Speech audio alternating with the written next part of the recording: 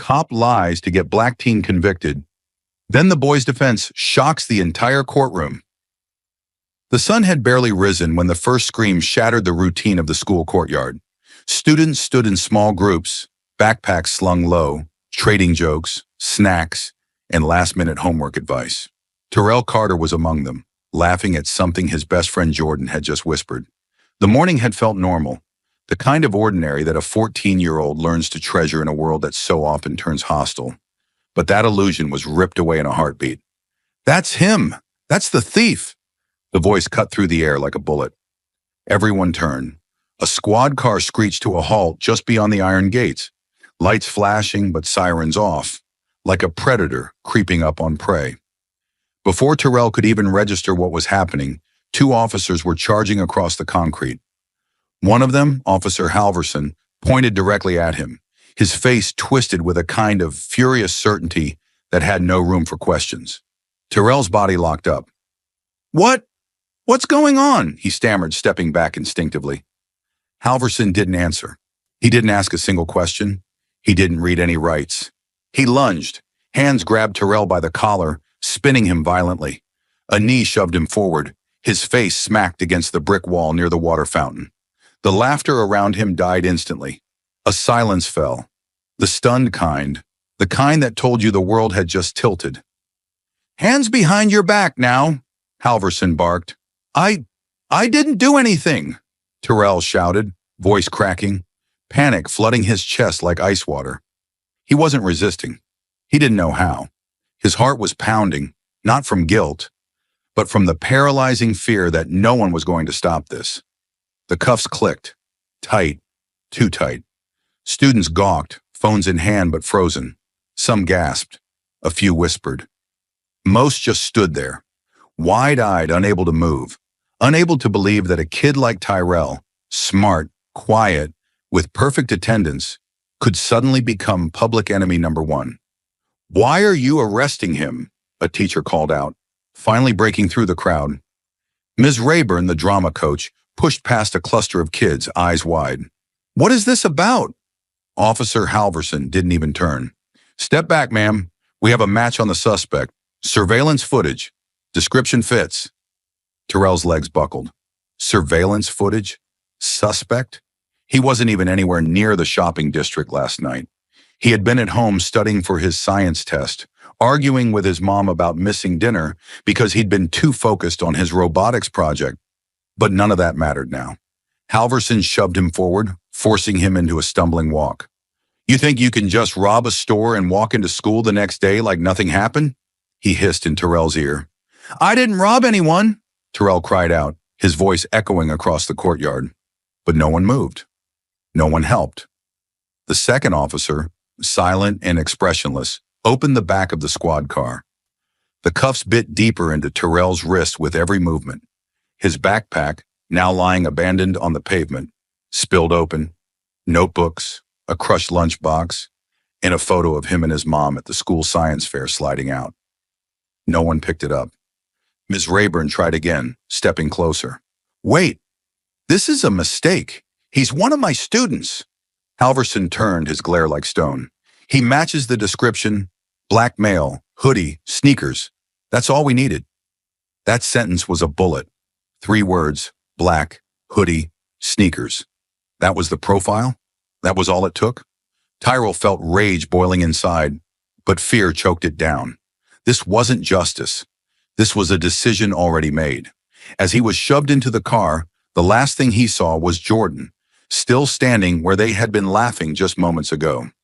His friend's face was frozen, not with confusion, but with a terrible understanding, because deep down they both knew. This wasn't about evidence. This was about assumptions. The door slammed. Terrell sat in the back seat, wrists burning, heart racing, tears threatening to fall, but held back by something even stronger. Disbelief. He wasn't just being arrested, he was being erased, and no one seemed brave enough to stop it. The squad car slammed to a stop outside the station, its wheels screeching against the pavement like it couldn't wait to spit Tyrell out. Officer Halverson yanked open the back door without a word and pulled Tyrell by the shoulder, jerking him forward like he wasn't a 14-year-old kid, but a hardened criminal. The cuffs bit into his wrists as he stumbled, his sneakers scraping across the concrete. The air was colder here, thicker, as if the building itself had learned to suffocate the innocent. Inside, the station smelled like sweat, old paper, and something faintly metallic.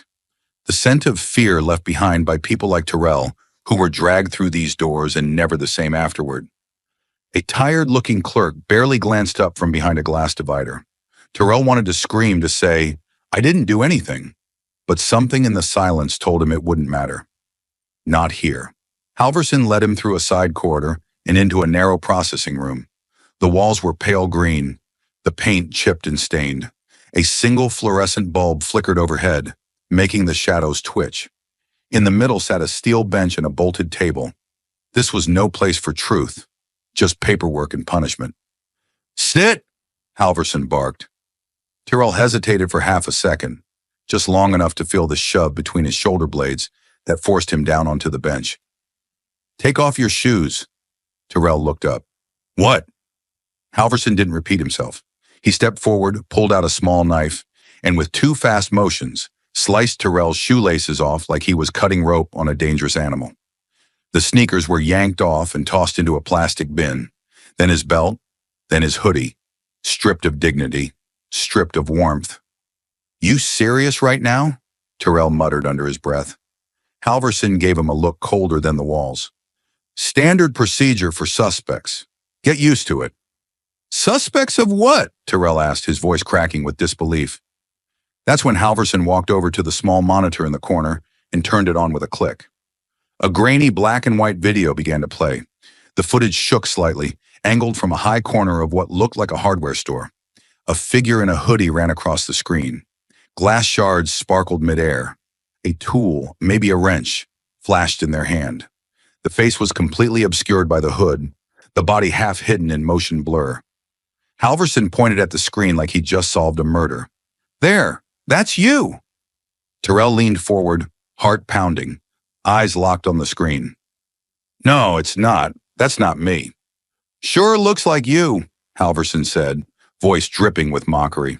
"You can't even see their face," Terrell argued. "That could be anyone." "Black male, hoodie, sneakers," Halverson recited, counting them off on his fingers. "Fits the description to a T." "That's all you have?" Terrell said, stunned. Halverson turned to face him, slowly, deliberately. "Hoodie, sneakers, black. That's enough." The words hit Terrell harder than the concrete floor ever could. "That's enough to ruin someone's life?" he asked, voice rising. "That's enough to lock me in here, take my shoes, treat me like I'm garbage?" Halverson shrugged. "You were in the area. You matched the profile. That's how this works." "No!" Terrell shot to his feet, fists clenched. "That's how you work. That's not justice." Halverson's hand went to his holster, eyes narrowing. "Sit down now." Terrell froze.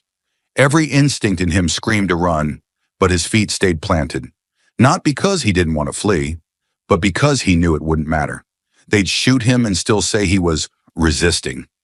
Slowly he sat again, chest heaving, heart thundering in his ears. He looked at the footage one more time, the faceless blur, and realized just how fragile truth had become. Because it didn't matter what he had done. It only mattered what he looked like. The metal door creaked open, and a voice muttered, "You got 5 minutes." The officer didn't wait for a response before disappearing down the hall. Terrell sat up straight on the cold steel bench, his wrists still marked red from the cuffs. His heart was pounding, but not from fear, from something more raw, something deeper. Then she appeared. Angela Carter stormed into the room like a tidal wave of grief and fury, wearing her scrubs from the night shift, the hospital badge still clipped to her chest. Her eyes were swollen, her makeup smudged from tears. She hadn't slept. She hadn't eaten. But she was here. And the second she saw her son, barefoot and hollow-eyed, something inside her cracked. "Oh my God, baby," she whispered, dropping to her knees and pulling him into her arms before he could even speak. Her embrace was trembling, desperate. Terrell didn't say anything. He didn't need to. The silence between them screamed louder than any words. Behind her, another figure entered. A man in a wrinkled brown suit carrying a battered briefcase and wearing a look that said he'd rather be anywhere else. The public defender. He cleared his throat. Mrs. Carter, I'm Mason. I've been assigned to your son's case. Angela turned her head slightly, eyes still locked on Terrell. Case? He doesn't have a case. He didn't do anything. Mason sighed like he'd heard that 100 times today. That may be, but the DA is moving fast. They're offering a plea deal. Angela stood slowly, her expression hardening. Excuse me? If he pleads guilty to attempted burglary, he avoids trial, Mason said, flipping open a folder. He gets probation, community service, no jail time.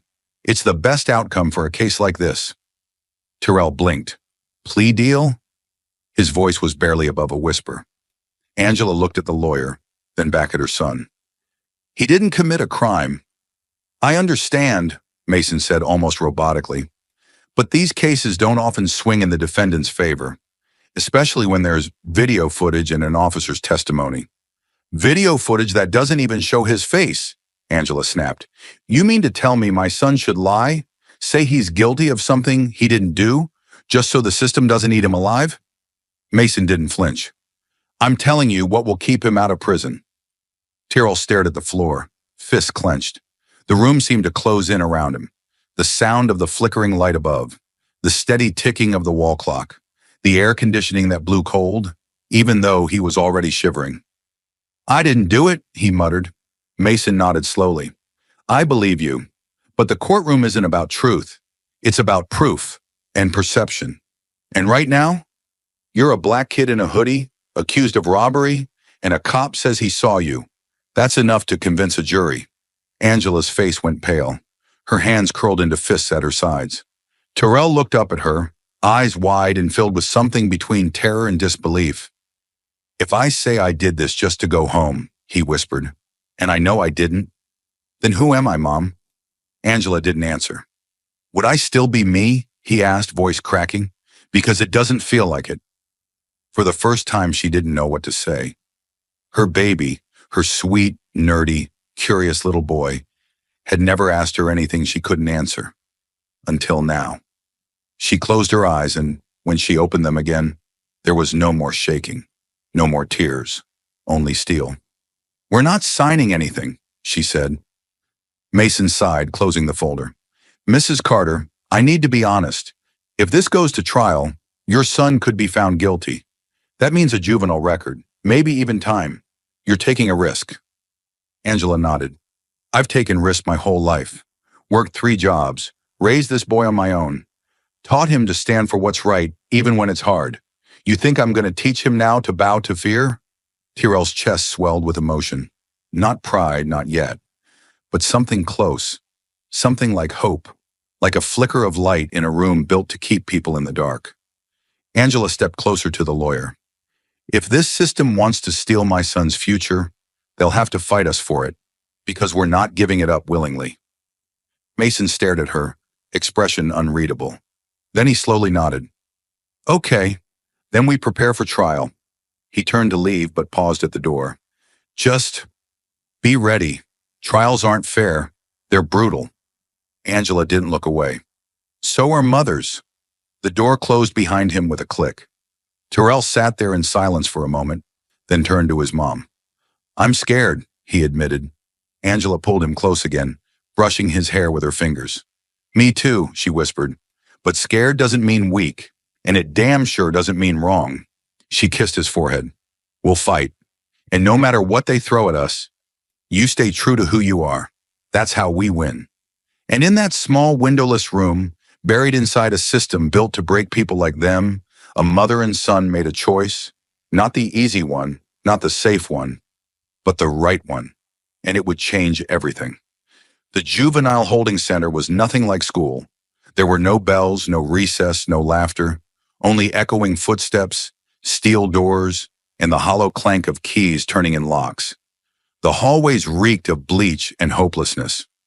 Tyrell sat alone at a metal table in the rec room, his arms folded, eyes scanning the chipped paint on the walls like he could read the ghost trapped inside them. Days had passed since his arrest, but time moved strangely here. Not forward, just in circles. Then a voice broke the stillness. "You don't look like the kind of kid who belongs in here." Terrell turned. Standing in the doorway was an older black man in a faded suit jacket, holding a thick leather binder under one arm. His posture was straight, his eyes sharp behind wireframe glasses. There was something calm about him, something different from the guards, the officers, even the lawyers. "Name's Mr. Brown," he said, walking over and setting the binder on the table. "I teach kids in the system about the law, the same law that most of them never get the chance to understand before it chews them up." Terrell didn't respond. He had nothing left to say to strangers. Mr. Brown didn't seem bothered.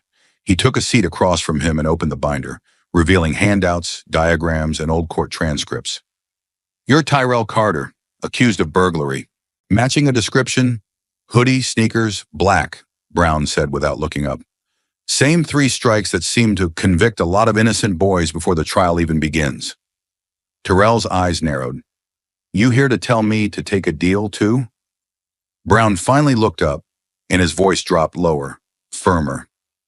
"I'm here to teach you how to fight back." Terrell blinked. The idea sounded foreign, like a language he hadn't heard since he was free. "Fight back how?" "With your mind, with knowledge," Brown said. He slid a document across the table, a basic breakdown of courtroom procedures. "You want to survive this system? You learn how it works, you learn their rules, and you beat them at their own game." Terrell leaned in, scanning the page. Words like reasonable doubt, chain of custody, cross-examination. His heart pounded harder, not in fear, but in something close to defiance. "I don't have a lawyer who listens. I don't even know what half these terms mean." Brown smiled. "Then we start from the beginning. Tonight." The moment Mr. Brown left, Terrell's brain was already spinning. His hands trembled, not from fear this time, but urgency. He needed to move, to do something, to take back even a fragment of the power that had been ripped away from him the moment Halverson slapped those cuffs on his wrists. That night, under the flickering ceiling light of his holding cell, Terrell asked the guard for one thing: paper. By some miracle, they brought him a cheap spiral notebook and a dull pencil. Mr. Brown returned not long after, carrying a small stack of books, thick legal guides, old but not useless, pages heavy with ink and potential. He dropped them onto the floor just outside the bars. "Start with these," he said. "Read everything. Don't just memorize, understand." Terrell pulled the books through the slot one by one, his heart thudding like a war drum. This was his lifeline, his weapon, his shot. He started reading right there on the concrete floor, legs folded, back against the wall. The first chapter was brutal, legal terminology and dense blocks of text. But he forced himself through every line, underlining key terms with the tip of the pencil, making notes in the margins like he was studying for a final exam that would determine whether he lived or disappeared. And in a way, it was exactly that: chain of custody. He learned how a piece of evidence moves from the crime scene to the courtroom, how every hand it passed through had to be documented. One mistake, one undocumented transfer, and the whole thing could be thrown out. He remembered Halverson never mentioned where the alleged stolen tools went. No log, no proof. That mattered. Reasonable doubt. Terrell read that a jury couldn't convict unless they were certain beyond reasonable doubt. Not maybe. Not seems like. They had to be sure. And suddenly the blurry footage, the lack of fingerprints, the misidentification, all of it became more than just unfair. It became ammunition. He flipped to the next book, a compilation of wrongful conviction cases. Names like Khalif Browder and the Central Park Five stared back at him. Kids like him, accused like him, thrown into cages and forgotten like him. He read every detail, how coerced confessions, biased policing, and indifferent courts shattered innocent lives. He felt his stomach twist. These weren't just horror stories, they were warnings. By 2 a.m., Terrell's eyes were bloodshot, but he kept writing. He scribbled lists in the margins. No stolen goods found, no fingerprints, suspect taller than me. Video quality too low, Halverson has prior complaints.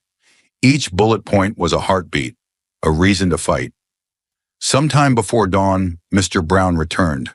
He stood outside the cell, and watched Terrell flipping pages like a man possessed. "You slept?" the old man asked. Terrell shook his head, not looking up. "Didn't have time," Brown chuckled. "You planning to pass the bar next week?" "I'm planning to not get buried," Terrell replied. Brown nodded, impressed. Then he stepped closer and asked the question that had been hanging in the air all night. "You think you can beat them?" Terrell didn't answer at first. He looked down at his notes, his messy handwriting, his underlined phrases, his furious arrows and circles. Then he looked up. "Can I win?" he asked quietly. Brown met his eyes. "If you can tell the truth the right way, you can make people hear it." Terrell leaned back against the wall, breathing hard. Those words echoed in his chest like a war cry. This wasn't just about knowledge.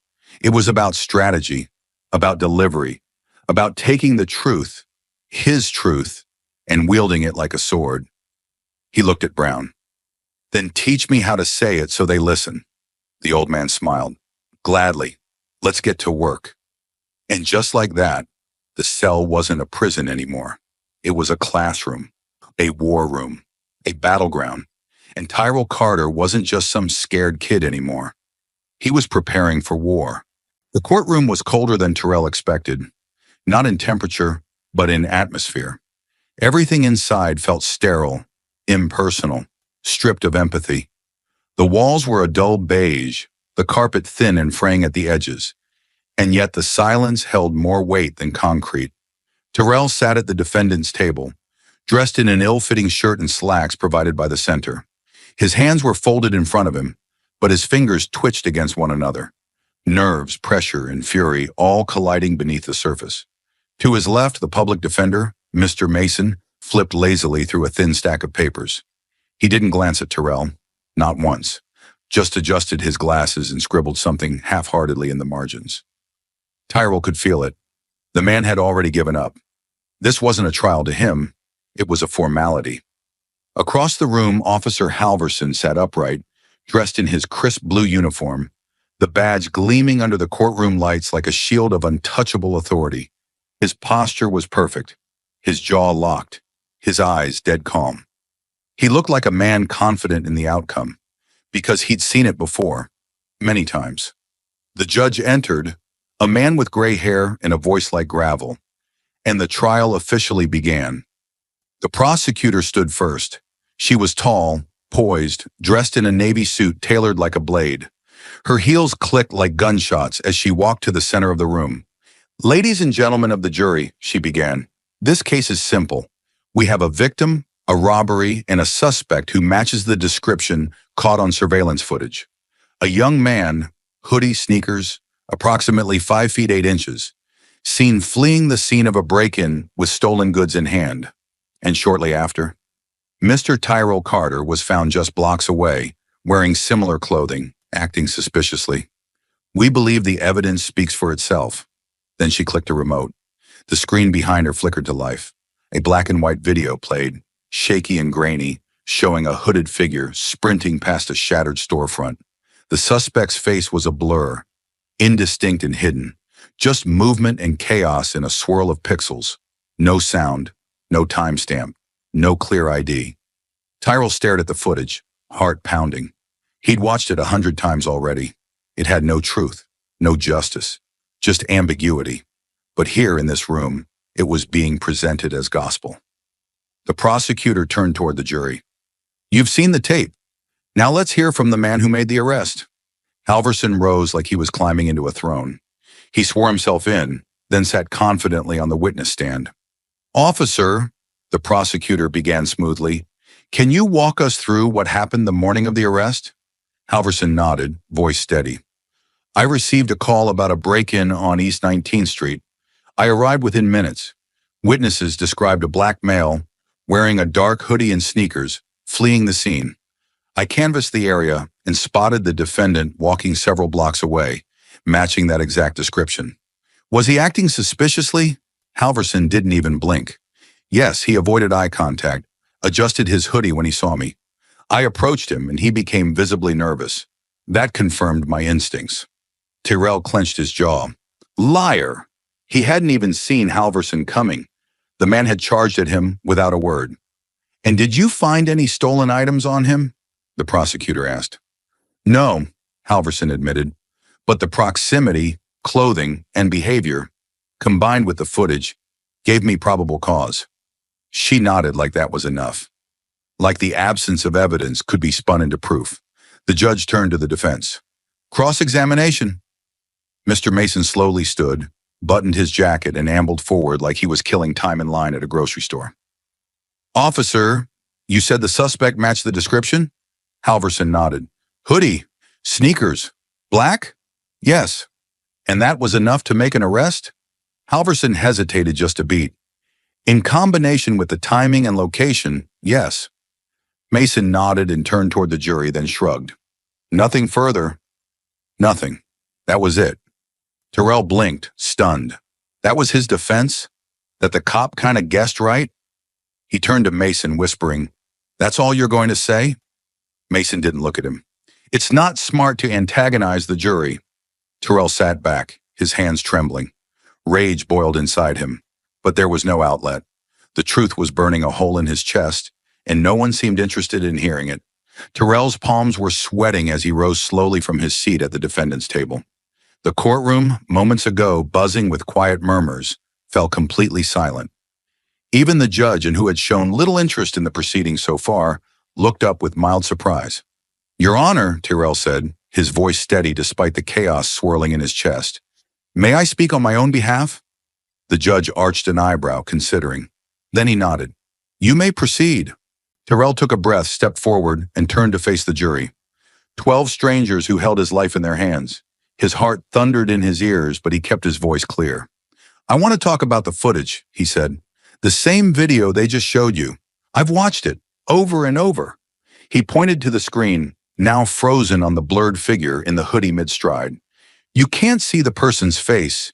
You can't tell what color their eyes are, or how they talk, or even how they move.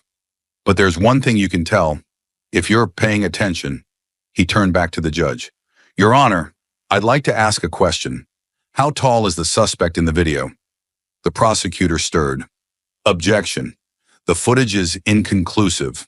Terrell cut in, turning toward the jury. "No, it's not. The footage was recorded at the front of the store, right by the door. And like most businesses, that door has a height chart sticker placed vertically along the frame, for security reasons." He stepped closer to the screen. "If you slow the video down, you'll see the suspect pass that door frame. The top of their head lines up with the 5'8" mark." He turned around again, shoulders back. "I'm 5'4". The jury shifted in their seats. Someone coughed. "I've been the same height for a year," Terrell said. "My doctor's record confirms it. I've got it with me." The judge motioned for him to hand it to the bailiff. Terrell passed over a folded document he'd begged Mr. Brown to print for him the day before. As the judge read it silently, Terrell pressed on. "They said I matched the description," he continued, his voice gaining strength. "But what does that even mean? Hoodie? Sneakers? Black? That's not a description. That's a stereotype." He turned to Halverson, eyes blazing. "You didn't ask me any questions. You didn't check my ID. You didn't care about the truth. You just saw someone who looked like your idea of guilty and decided I was it." The judge leaned forward.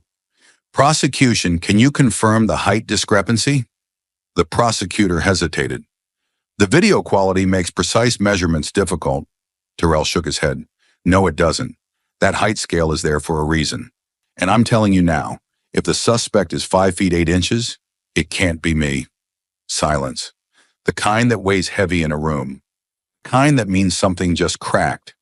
And for the first time since this nightmare began, Terrell saw it. The flicker of doubt. Not in himself, but in them. The silence in the courtroom had grown dense. The kind that didn't just hang in the air, but pressed down on everyone in the room. Terrell stood motionless for a moment, his breath even, his hands no longer trembling. He'd chipped a crack into the prosecution's story with the height discrepancy, but now he was about to take a sledgehammer to the entire foundation. He reached into his file folder, a folder he had spent every sleepless night poring over with Mr. Brown's help, and carefully unfolded a set of stapled documents. The paper was worn at the corners, annotated in pencil, and underlined in bold strokes. This wasn't just evidence. This was truth, and it had teeth. Your Honor, Terrell said, holding the papers up for the judge to see, I'd like to submit additional material into the record. The judge peered over his glasses. What is it? Terrell turned to face the courtroom. It's Officer Halverson's disciplinary history, public record, 3 formal complaints for wrongful arrest, all involving young black males within the last 5 years. A murmur shot through the gallery like electricity. The prosecutor was already on her feet. Objection, Your Honor. That's not relevant to the current case. But Terrell raised his voice, cutting through the objection like a knife. It's relevant when the man accusing me of a crime has a pattern of targeting kids who look like me and locking them up without real evidence. The judge hesitated, eyes narrowing as he motioned for the bailiff to retrieve the document. As it made its way across the courtroom, Terrell didn't back down. He looked directly at the jury now, no longer just a scared boy pleading for freedom, but a witness to something larger. 3 kids, he said, holding up his fingers. 3 separate cases. Each time, Halverson claimed he had a gut instinct. Each time, there was little or no physical evidence, and each time, those charges were later dropped or overturned. But only after those boys had already been processed, traumatized, and labeled as criminals. He pointed toward the prosecution's table. They'll tell you that those cases have nothing to do with mine, that history shouldn't matter. But I ask you, how many mistakes does it take before it stops being a mistake? Halverson's jaw clenched. He hadn't expected this. His composure cracked, just slightly. Tyrell saw it. So did the jury. My name is Tyrell Carter, he continued. I get good grades. I've never been in a fight. I was walking to school with a science notebook in my bag. But none of that mattered to Officer Halverson. What mattered was that I was wearing a hoodie. What mattered was the color of my skin. His voice dropped to a quieter register. Intense. Intimate. This isn't just about me. It's about every kid who's ever been told they look suspicious without ever doing anything wrong. It's about every officer who's learned they can ruin lives and still go home with a paycheck. And it's about a system that keeps letting them. He turned to the judge. I may be 14, but I know what justice is supposed to look like. And this isn't it. The judge, still thumbing through the report, looked troubled now. He adjusted his robe and finally addressed the prosecutor. Do you deny these prior complaints exist? The prosecutor's face was tight. We don't deny them, Your Honor, but they were never proven to show misconduct. Tyrell stepped forward again, his voice unwavering. Tell that to the kids who spent weeks in holding cells. Tell that to the parents who thought their sons were gone for good. Just because the system didn't punish Halverson doesn't mean he didn't do it. Halverson finally spoke up from the witness stand, voice sharp. This is character assassination. He's trying to poison the jury with irrelevant history. Terrell spun toward him. You did that yourself, officer. I'm just showing them the receipts. The gallery gasped. The prosecutor tried again. Your Honor, we request this line of argument be stricken. But the judge held up his hand. Number, let it stay. The jury will decide the weight of the officer's past behavior. Terrell stepped back, his heart hammering, but he refused to let it show. He had walked into this courtroom accused, underestimated, nearly silenced. But now the jury wasn't looking at him with suspicion. They were seeing something else. A boy who had been hunted not by evidence, but by a man with a pattern that had been ignored for far too long. And finally, someone had said it out loud. The fight for justice is just beginning. More shocking twists are ahead. Don't miss a moment. Like, subscribe, and turn on notifications to stay with us. Thank you for standing for truth and justice. Where are you watching from? Let us know. The courtroom was deathly still, the kind of silence that doesn't come from lack of sound, but from the weight of truth pressing down on everyone's chest. Terrell stood in the center of that pressure, facing the witness stand like a soldier staring down his enemy. The air crackled with tension. He knew this was his moment, not just to survive, but to expose the entire lie. He turned back to Halverson, his voice sharp and steady. Officer, you said I matched the suspect's description. Hoodie, sneakers, black. But let's talk about the sneakers. Halverson's eyes flicked to the prosecutor, then back to Terrell. What about them? You saw the video. You claimed I matched the clothing. So let me ask you, did you even check my shoes when you arrested me? Halverson hesitated, just for a split second, but it was enough. A pause too long, a breath too measured. I looked at them. Yes, he muttered. Terrell didn't blink. Did you compare them to the ones the suspect was wearing in the footage? Another pause, longer this time. I believe they were similar. Similar, Terrell echoed, walking a step closer. Because I've seen the footage. The suspect's shoes had a white stripe across the side. Mine didn't. The tread was different. Even the color was off. You never verified a match. You just assumed. Halverson's face reddened. We don't always have time, Terrell cut him off. You had time to throw me against a wall, time to cuff me in front of my classmates, time to strip me of my shoelaces and dignity. But you didn't have time to look at my shoes? A gasp rippled through the courtroom. Terrell turned to the jury now, his voice rising not in volume, but in intensity. A calm storm building behind every syllable. Do you know what that means? It means this officer, the same one with a history of false arrests, looked at me and wanted me to be guilty. He didn't need facts. He didn't need truth. Just a feeling. He looked back at Halverson, eyes burning. You didn't investigate me. You profiled me. The judge shifted in his chair. The prosecutor leaned forward, ready to object. But even she could sense the room had changed. The momentum was slipping. The story was unraveling. Terrell lowered his voice, letting the silence carry the weight of what came next. Belief is not evidence, he said. It's not truth. It's not proof. Belief is a shortcut. Belief is what people use when they've already made up their minds. And in the wrong hands, belief becomes an excuse to destroy someone's life. He faced the jury fully now. This man believed I was guilty. That's why I'm here.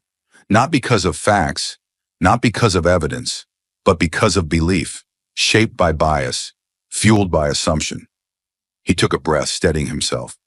But justice doesn't run on belief. It runs on proof, on facts, on fairness. His hands trembled slightly, but he clenched them into fists at his sides. If we let belief be enough, if we let people like Officer Halverson decide guilt based on a hunch, then no one who looks like me will ever be safe. The words hung in the air like thunder after lightning. Raw, final. Halverson sat stiffly, his jaw locked, his silence louder than any denial. And Tyrell? He stood tall, a 14-year-old boy who had been treated like a criminal, thrown into the system, and forgotten. Now standing in the very place where truth was supposed to matter, and forcing the room to finally listen. The judge's gavel struck once, sharp, deliberate. The sound echoed through the courtroom like the crack of a rifle. We'll recess for 30 minutes, he announced, his voice firm.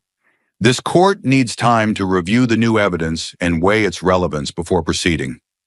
Just like that, the spell of the trial was momentarily broken. The jury filed out slowly, casting sideways glances at Tyrell as they exited. Some looked unsure, others quietly shaken. But no one looked at him the way they had when the trial began. Not like a criminal, not like a threat. Something had shifted. Tyrell stood still at the defense table, heart pounding in his chest like a war drum. He barely heard the scraping of chairs, the low murmurs from the gallery, or the rustling of papers. All he could feel was the storm inside him, a mixture of hope, fear, and disbelief. He had thrown everything he had into that last hour. Every fact, every ounce of courage, every sleepless night he'd spent studying the law in a cold concrete cell. And now, all he could do was wait. His mother came to his side during the recess, gently taking his hand in both of hers. Her eyes were brimming with tears, but she didn't cry. Not yet. She just looked at him and whispered, "No matter what they say, you already won." He nodded, but he didn't answer. His mind wouldn't let him believe it. Not until he heard it. Not until the words were spoken out loud for the world to hear. When the court reconvened, the room felt heavier than before. The jury re-entered in a tight, silent line. They took their seats with unreadable expressions. The judge returned last, flipping open a folder with a quiet seriousness that made Terrell's stomach twist. "All parties present?" the judge asked. The bailiff nodded. "Yes, Your Honor." The judge turned toward the jury box. "Has the jury reached a verdict?" The foreman, a middle-aged man in a navy sweater vest, stood slowly. He held a folded piece of paper in his hand, the weight of justice pressed into a single sheet. "We have, Your Honor." The paper was passed to the judge. He opened it, scanned the words, then handed it back with a nod. The foreman cleared his throat. The room held its breath. "In the matter of the state versus Tyrell Carter," he began, voice steady but charged with emotion, "on the charge of attempted burglary, we find the defendant." A pause, a second stretched into eternity. "I'm not guilty." The words shattered the air like a lightning strike. For a moment, no one moved. The entire courtroom seemed frozen in time, locked in that surreal instant when truth finally breaks through the wall of assumption. Tyrell couldn't breathe. His mother gasped beside him, a hand flying to her mouth. Then the room erupted, a collective exhale. Gasps, cries, the shuffle of reporters rising to their feet. The bailiff called for order, but his voice was lost in the waves of noise.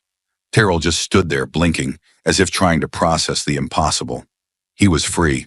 The gavel hadn't even stopped echoing when the judge leaned forward, eyes locked on the prosecution bench. His tone shifted. No longer procedural, but powerful, like thunder rolling through the room. "This court," he began, voice resonating with righteous weight, "has not only reviewed the evidence, but has also heard credible testimony, exposed contradictions in sworn statements, and witnessed alarming patterns of behavior that raise serious concerns regarding the conduct of arresting officer Roy Halverson." The room stilled once again. No rustling, no whispers. Even the press held their breath, pens frozen midair. Tyrell turned slowly to look at Halverson, still seated on the witness stand, jaw clenched, shoulders rigid. But the confidence he'd worn like armor was gone now, stripped away by the slow, deliberate collapse of his narrative. The judge continued, his words slicing through the air like blades. "In light of Officer Halverson's disciplinary record, inconsistencies in his testimony, and failure to follow standard investigative procedures, I am formally recommending an internal investigation be opened by the District Attorney's Office. Effective immediately, Officer Halverson is suspended from active duty pending the outcome of said investigation." A gasp rippled through the gallery. Tyrell's heart stopped for a second, not in fear but in disbelief. The man who had dragged him from school in cuffs, who had looked him in the eye and seen nothing but guilt, was finally being held accountable. The judge wasn't finished. "This court believes that the rights of the accused were violated not by accident, but by design, and that can no longer be ignored." Halverson's face went red. He opened his mouth, but the judge cut him off with a sharp glare. "Officer Halverson, I strongly advise you to remain silent. Anything further you say may be used against you in your disciplinary proceedings." It was the kind of silence Tyrell had dreamed of. Not the choking, oppressive kind he had felt in his holding cell, but the silence of power shifting, of justice finally turning its head in the right direction. The judge turned his gaze to Tyrell. His voice softened, just slightly. "Mr. Carter, you are free to go." 4 words, just 4, but they shattered a cage that had wrapped itself around Tyrell's heart for days, maybe years. The bailiff stepped forward to remove the last symbolic shackle, the security escort that had flanked him since the beginning. Tyrell didn't flinch. He stood slowly, chest rising with each breath, his legs shaking with release. He took one step, then another toward the gallery. Angela was already moving. She pushed through the swinging gate of the courtroom like a dam breaking, rushing into her son's arms. The moment they collided, the flood came. Tears that had waited too long, pain that had been buried under armor, now pouring out freely. "I've got you," she whispered, voice cracked but strong. "I've got you, baby." Tyrell buried his face in her shoulder, clutching her as if she were the only thing keeping him upright. And maybe she was, because in that moment, every headline, every slur, every shadow of doubt vanished under the weight of a mother's arms. The reporters snapped photos. The prosecutor shuffled papers, avoiding eye contact. Halverson sat stone still, but the fire in his eyes had dimmed. For the first time, he wasn't in control. Justice had a face now, and it wasn't his. Angela pulled back just enough to cup Terrell's face in her hands. "You did it," she whispered through the tears. "You made them see." He shook his head, tears streaming freely now. "We did."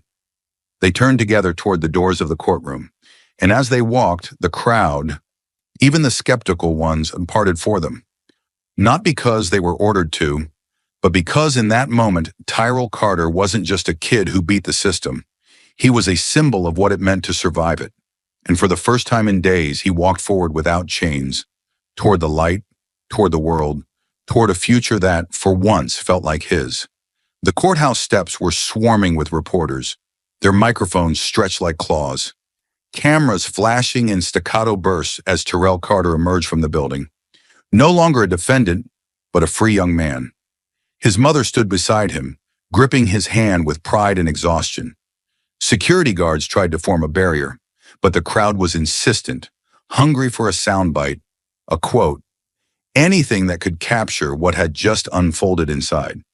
"Tyrell, how does it feel to be free? What would you say to Officer Halverson right now?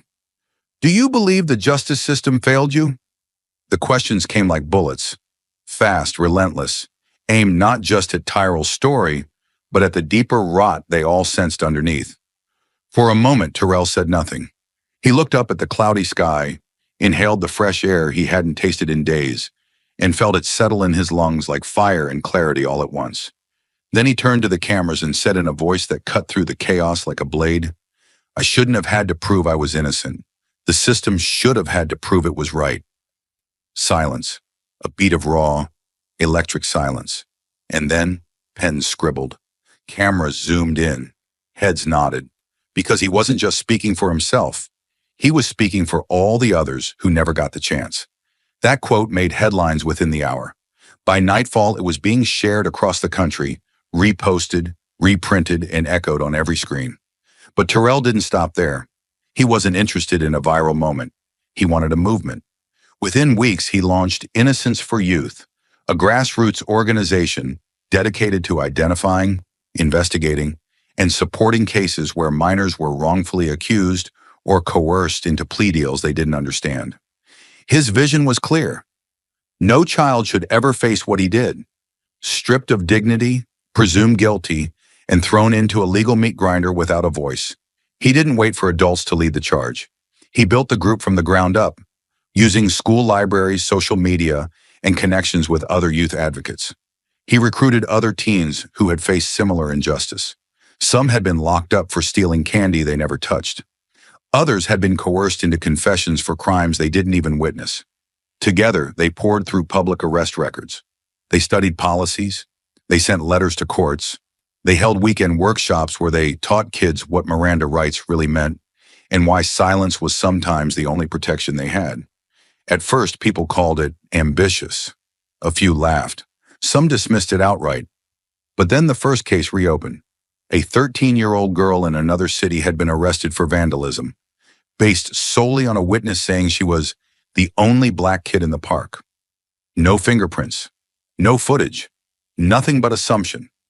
Tyrell's team found inconsistencies in the police report, linked up with a civil rights attorney, and brought the case to local media. The charges were dropped within 3 weeks. Then came the second case. A teenage boy with autism, arrested during a school fight he never participated in. His disability was ignored during questioning. He'd been ready to plead guilty just to get home. By the third case, news outlets weren't calling Tyrell a former defendant anymore. They were calling him a youth justice advocate.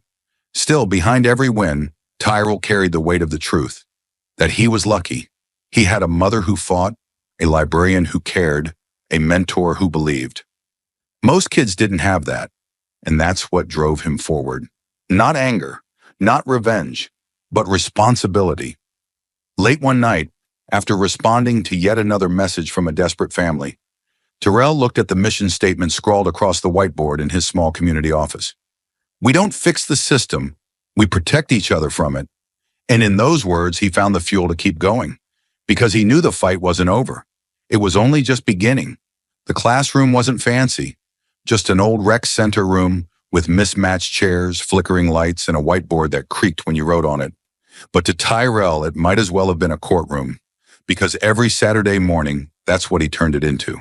He stood at the front, wearing a hoodie and jeans, marker in hand, facing a dozen kids around his age, some younger, some older, all from neighborhoods like his. Kids who had already seen the sharp edge of the system. Some had brothers behind bars, others had been stopped and searched just for walking home, and all of them had questions the world never bothered to answer.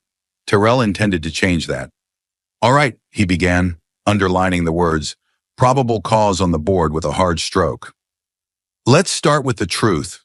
The system is not designed to protect you. It's designed to control you. But knowing your rights is how you take some of that power back." The room was quiet, not out of boredom but focus. These weren't kids who needed to be convinced to care. They already knew what was at stake. They'd lived it. Tyrell paced slowly. "They'll tell you if a cop thinks you're suspicious, that's enough. But suspicion without evidence? That's nothing. That's how they locked me up.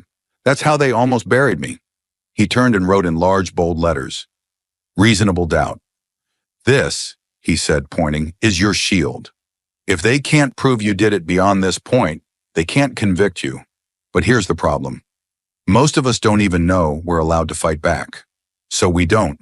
We take the plea deal. We stay quiet. We let fear do their job for them." One kid, a quiet boy in the back wearing a gray hoodie too big for his frame, raised his hand. "What if they lie like that officer did to you? What if they say you match the description, even if you didn't?" Tyrell nodded slowly. "Then you don't panic. You ask questions. You demand the evidence. You say nothing else. And you remember, it's not your job to prove you're innocent. It's their job to prove you're guilty." He held up a printout, a copy of a police report from a real case the group had studied the week before. "Let's break this down," he said, handing out copies. "This report says the officer saw the suspect run from the scene, but there's no timestamp, no camera angle, and no mention of physical evidence.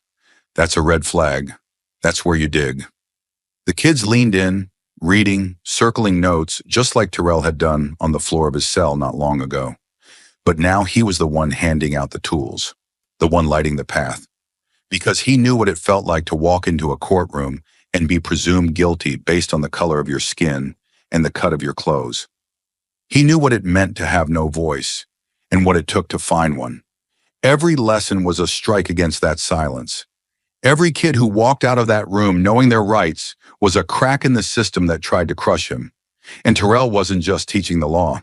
He was building an army of truth, one student at a time. Tyrell stood in the center of the old battered classroom, sunlight streaming through cracked windows, painting bright slashes of gold across the floor.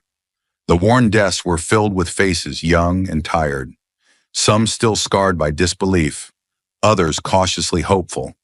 Kids just like him, who'd learned far too soon how easily innocence could be shattered by a system that saw guilt first and asked questions later.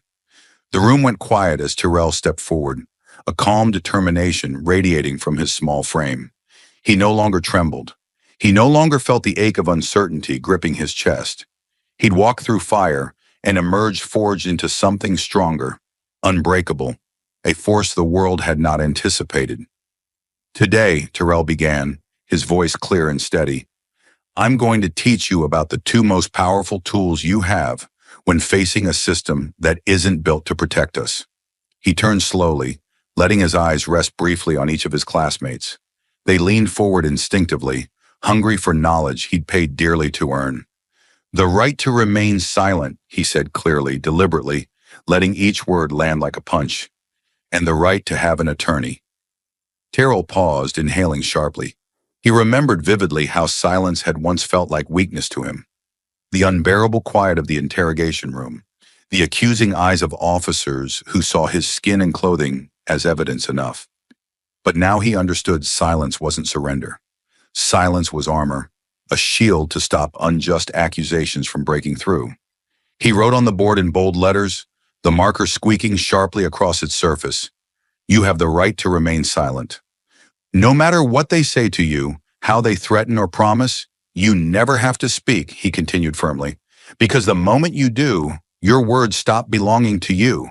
They become theirs, twisted, reshaped, and turned against you. Silence is your best protection. He saw nodding around the room. Many of these kids had known the kind of silence imposed by fear, the choking kind, the kind that came from powerlessness. Terrell was teaching them a different kind.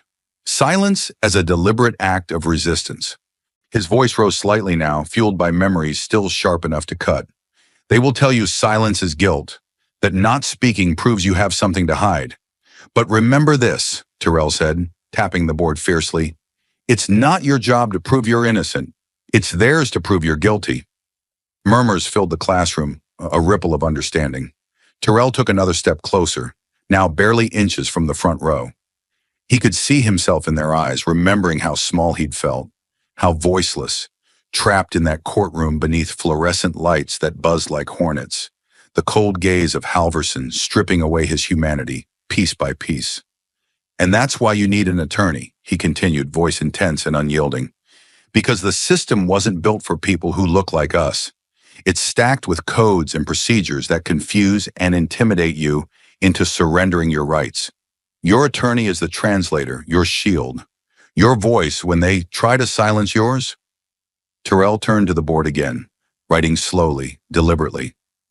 You have the right to an attorney. He faced the class once more, letting the words hang in the air, tangible and potent. Never waive this right. Never let them convince you that needing help makes you weak. An attorney isn't a privilege. It's a lifeline. A younger boy raised a trembling hand, his eyes wide with anxiety. But what if they don't listen? What if they hurt us anyway? The room grew tense, breathless. Terrell recognized the fear instantly. It was a question he had once asked himself, sitting alone behind iron bars, wrists still sore from cuffs tightened without reason. He moved slowly to kneel in front of the boy, meeting his gaze with unshakable conviction. They might try, Terrell admitted gently, because injustice isn't accidental. It's built into the bones of a system that looks at us and sees only suspicion. But knowledge, courage, and unity are stronger. When we speak out, when we refuse to play by their rules, when we insist they play by ours, that's when their power starts to crumble. He stood once more, turning toward the others, speaking louder now, every word gaining momentum. Because what happened to me wasn't rare, he continued sharply. I was lucky. I fought and I won. But there are countless others, kids just like you and me, who weren't so fortunate. Kids whose stories won't ever make headlines. Kids locked away because no one showed them the truth, because no one stood beside them and said, "This stops here." His voice grew harder, cutting through the stillness like steel. I refuse to accept that reality, he said fiercely. I refuse to let this continue. Because I didn't just win for me, I won for every single kid who will come after, who might stand where I stood and feel like they don't matter. His eyes blazed now, not with rage, but with clarity, a fire tempered by the knowledge that he'd faced the darkest corners of a system meant to crush him, and he had survived. So I'm here to tell you, you matter, Terrell said forcefully. Your voice matters. Your silence matters. Your rights matter. And as long as I'm breathing, I'll make sure every single one of you knows how to use those rights to protect yourself. I'll make sure none of you face what I did alone. The classroom erupted in applause, fierce and powerful, the kind of applause that came from kids who'd finally heard someone speak their truth aloud.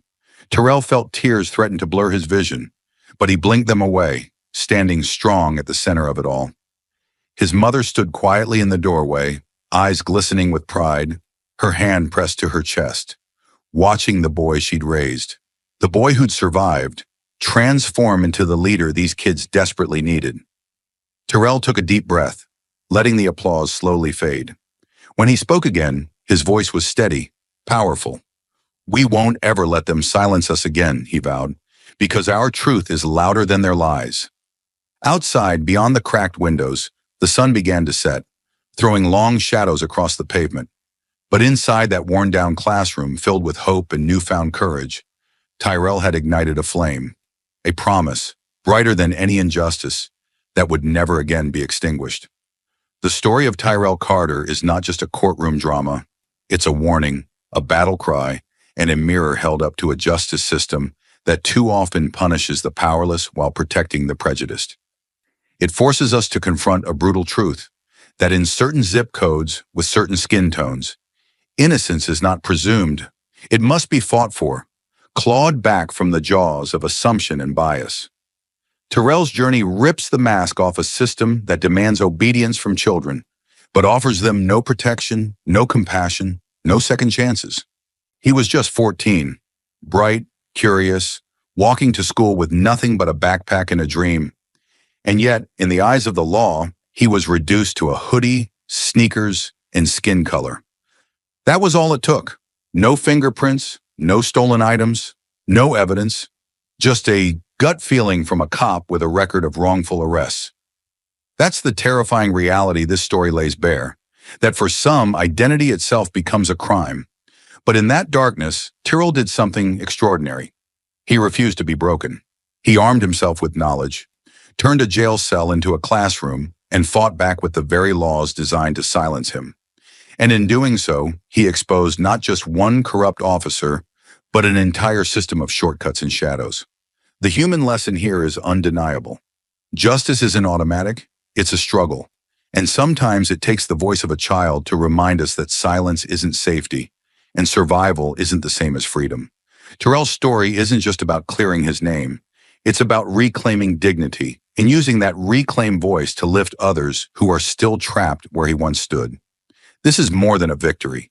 It's a message to every kid who's ever been told they don't matter. You do. And to every system that thinks it can erase that truth, Tyrell Carter is proof that even the smallest voice, when armed with courage, can become unstoppable. Arrogant defendant tells black judge to shut up, instantly regrets her powerful sentence. The courtroom door slammed open like a warning shot. Grayson Bell strode in, not like a defendant, but like a CEO on a red carpet. His sleek, charcoal gray suit screamed wealth, and every step oozed arrogance. The sound of his shoes echoed through the room, making people shift uneasily. He ignored the victims. He ignored the judge.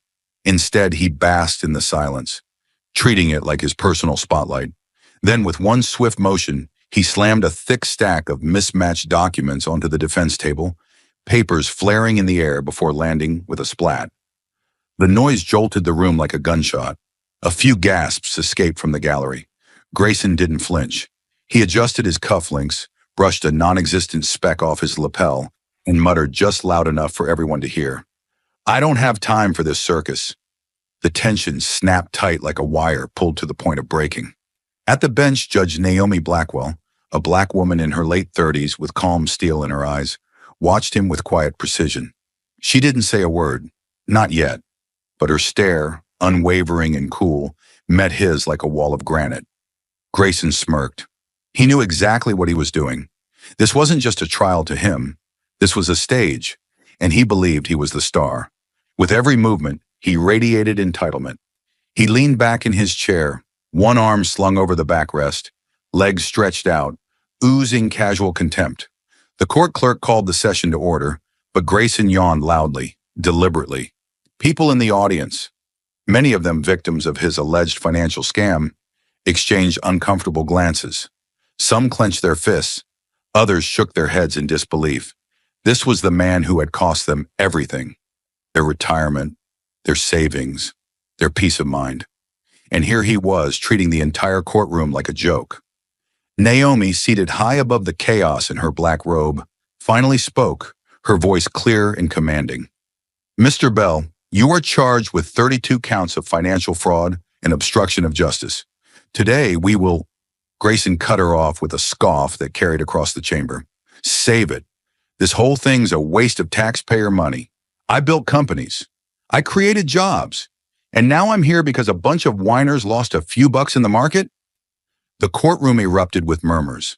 A woman in the front row bit her lips so hard it bled. She had lost her home. Another man dropped his gaze to the floor, his jaw tight, the edges of a foreclosure notice still peeking out of his pocket. Naomi raised a hand. One motion. The room fell silent.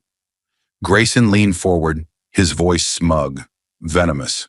Let's not pretend this court has real power, and don't lecture me about morality, Your Honor. I've read your resume. Fast-tracked, promoted early, the perfect diversity hire to make the system look progressive. It was a calculated blow, one meant to unnerve, one meant to diminish everything Naomi had worked for. Her jaw clenched for half a second, just long enough for those watching closely to see, but her voice when it came was as steady as ever. Mr. Bell, I advise you to speak with respect in this courtroom. This is not a boardroom. This is not your company. This is a court of law. Grayson smirked again, not even hiding his disdain. He stood up abruptly, knocking over his chair in a screech of metal against tile. Respect, he scoffed. Respect is earned. And no offense, but you haven't earned mine. The gasp that followed was deafening. Reporters scribbled faster. Phones vibrated in pockets as notifications from live blogs lit up. Social media was already ablaze with hashtags. And Naomi? She didn't blink. Because for women like her, especially women of color in power, this wasn't new. This was daily. This was generational. She had fought to get here, to earn every inch of authority that Grayson thought he could strip with one sentence. His arrogance wasn't just aimed at her. It was aimed at everyone like her. And she knew it. The prosecutor had barely begun her opening statement when Grayson Bell struck like a viper. With a loud, exaggerated sigh, he leaned back in his chair, tossed a pen into the air, and smirked as it clattered onto the floor. "Oh, please," he said, his voice slicing through the courtroom like a serrated blade. "Can we skip the sob stories?" Gasps rippled through the gallery. The victims, many elderly, some clutching photographs of what they'd lost, stiffened in their seats. One woman, her hands trembling in her lap, looked down to hide the tears already forming. A retired teacher who had lost her entire pension blinked hard and forced herself to breathe. But Grayson didn't stop. He thrived in the discomfort. "Let me guess," he said, waving a hand in the air like he was swatting a fly. "Another sad grandma who clicked the wrong link? Maybe someone forgot how to read a contract? It's not fraud if they're just stupid." The words hit the air like gunshots. Audible gasps, a few angry murmurs. One man in the back stood halfway up before sitting again, his knuckles white as he gripped the bench. On the bench, Judge Naomi Blackwell remained composed. Not a muscle twitched in her face, but her eyes, sharp, controlled, steady, locked onto Grayson like a laser sight. "Mr. Bell," she said evenly, her voice firm but low, "you will allow the prosecution to proceed without interruption." Grayson didn't even look at her. He leaned toward the prosecutor, Lauren Everett, a seasoned attorney with a reputation for precision, and chuckled. "You got a script, Lauren? You've been rehearsing this one in the mirror?" Lauren didn't answer. She stood silent, her jaw tight, hands still calmly gripping her notepad. But her eyes flicked to the judge for a fraction of a second, just enough for Naomi to register it. "Mr. Bell," Judge Blackwell repeated, louder now, with the full authority of the bench.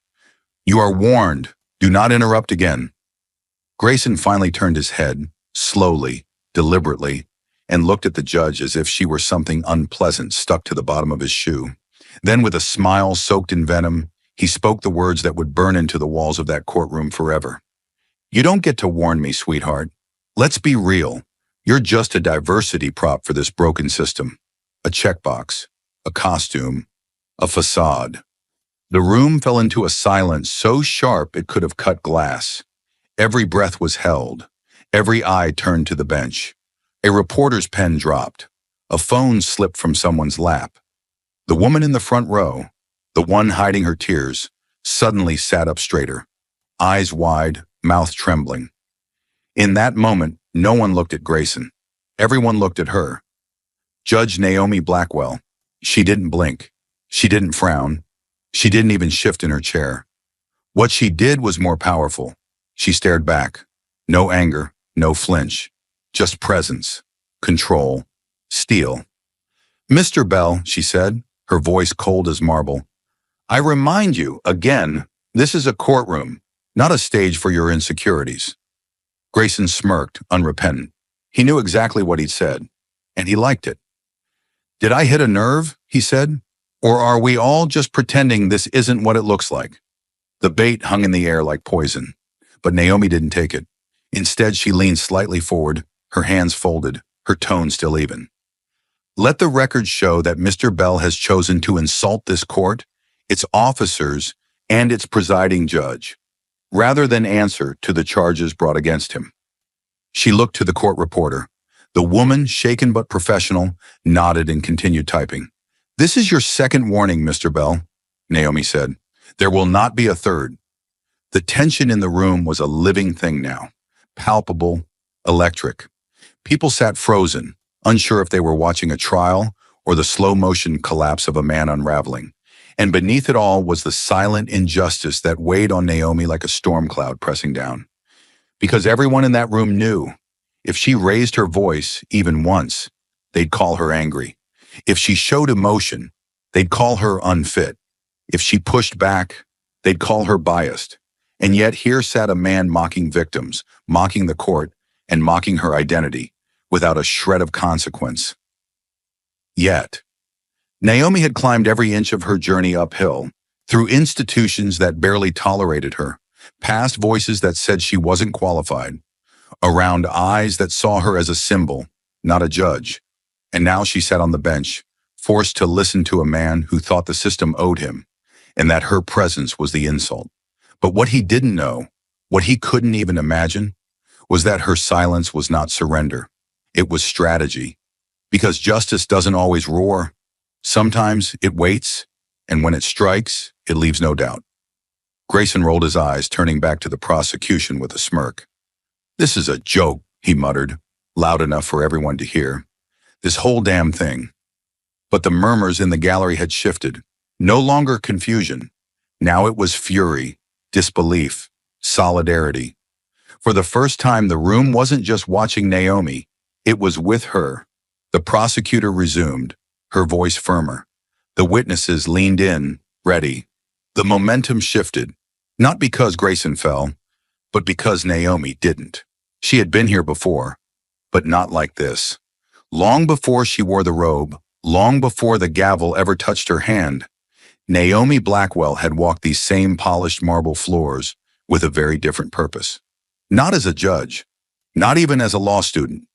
She was just a little girl holding tightly to her father's hand, walking beside a mop bucket and the quiet resolve of a man the world barely noticed. Her father was the night custodian at this very courthouse. Every evening, he'd unlock the staff entrance with a worn key and push his cart down the dimly lit hallways, while judges and lawyers exited through the front, never sparing him more than a passing glance.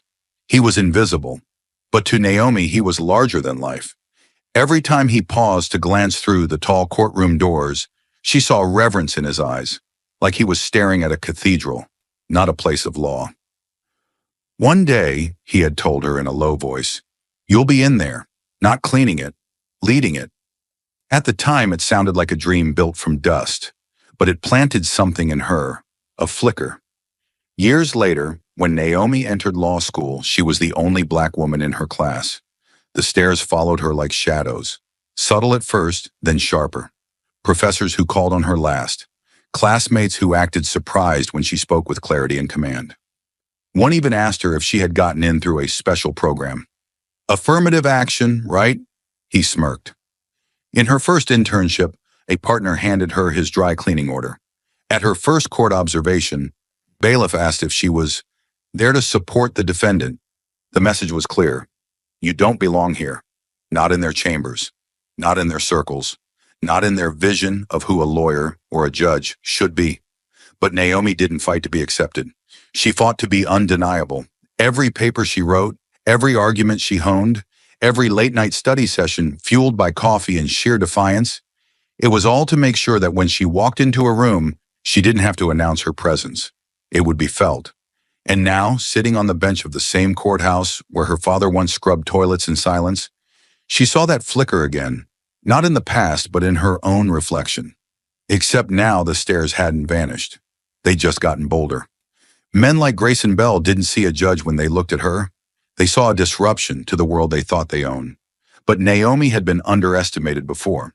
She knew exactly how to make them regret it. She felt his eyes on her like daggers, cold, dismissive, dripping with the kind of arrogance only a man like Grayson Bell could wield. Wealthy, white, and so drenched in entitlement, he believed even a courtroom should bow to him. He didn't have to say a word. His gaze said it all. "You don't deserve that bench. You don't belong here." It was the same look Naomi Blackwell had seen 100 times before, in law school hallways, in boardrooms, even in elevators. Condescension dressed as confidence. But Naomi refused to flinch. She refused to give him the satisfaction of seeing her doubt herself, not even for a second.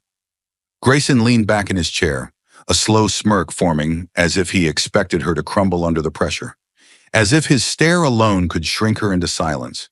But Naomi had faced worse than entitled men with inflated egos.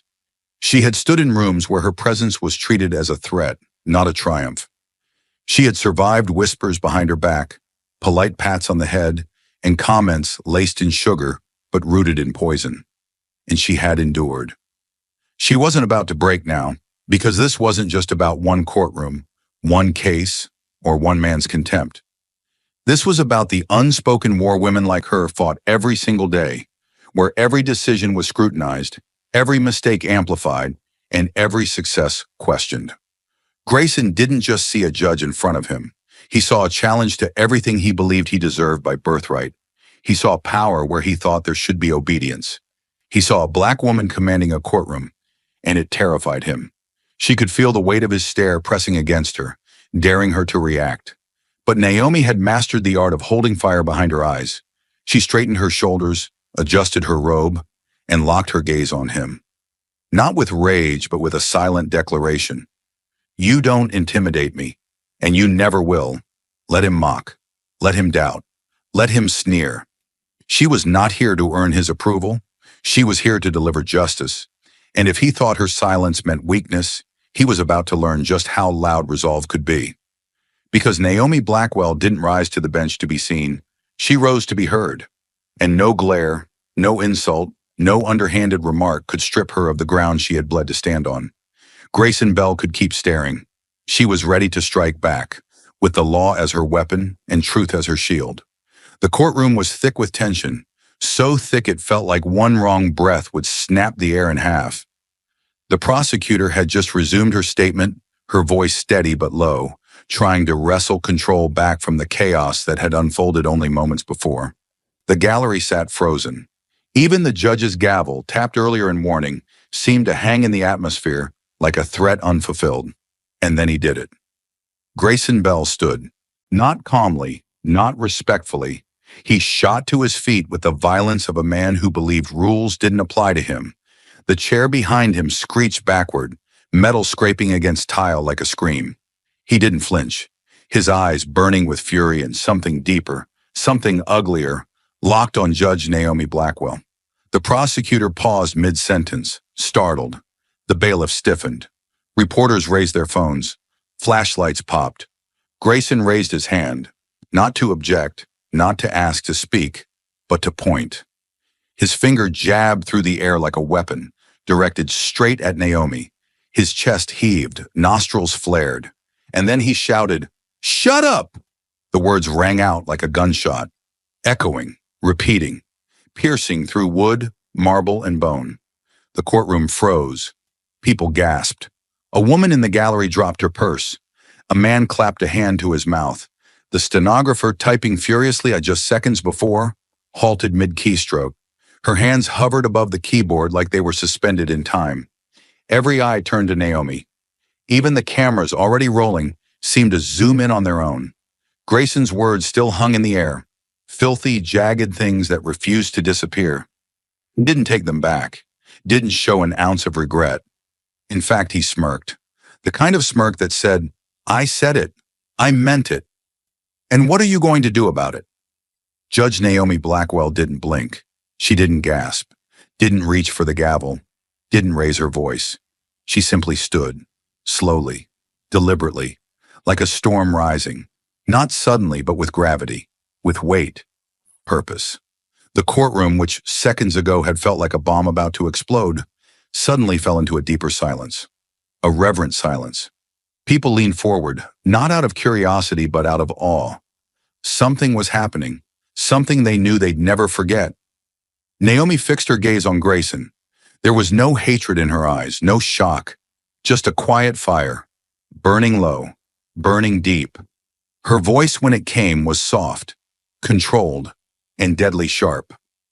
You just sentenced yourself, Mr. Bell. Her words didn't rise, but they struck like a hammer wrapped in silk. Every syllable a verdict, every pause a gavel. Grayson's face flickered, just for a second, a twitch at the jaw, a blink he didn't mean to show. For the first time that morning, the man who thought he was untouchable felt something foreign. Uncertainty. Naomi didn't stop. She stepped forward, standing taller than she had all day, not because of height, but because of presence. She radiated authority, not loud or brash, but unshakable.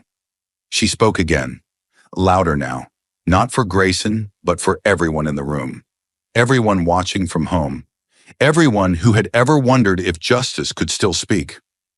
This courtroom is not a playground for narcissists, she said. It is not a theater for theatrics. It is a temple of law. And what you did just now, your disrespect, your attempt to silence the seat of justice, is more revealing than any testimony. A murmur rippled through the gallery. People began to lean back again, not in fear, but in awe. Naomi turned to the clerk.